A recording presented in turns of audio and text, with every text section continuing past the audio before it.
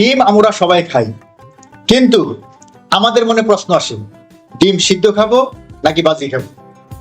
পুষ্টি বিজ্ঞান বলে সিদ্ধ ডিম বাজি ডিম থেকে বেশি উপকারী।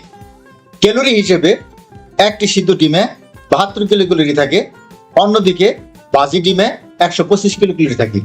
এই ক্যালোরি আমাদের জন্য মোটেই সুখকর নয়, কেননা এই ক্যালোরি শরীরের স্থূলতা, হার্ট অ্যাটাক এবং স্ট্রোকের ঝুঁকি বাড়িয়ে দেয়।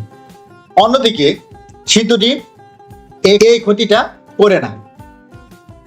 ডিমের তেল ভালো কোলেস্টেরল।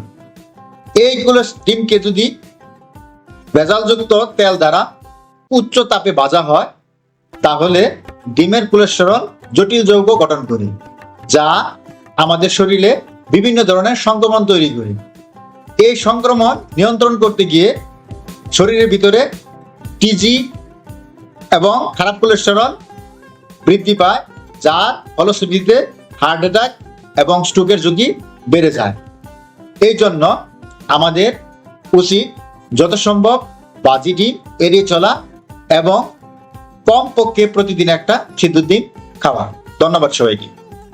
জনস্বার্থে বাংলাদেশ ফলিত পুষ্টি গবেষণা ও প্রশিক্ষণ ইনস্টিটিউট, বারটন।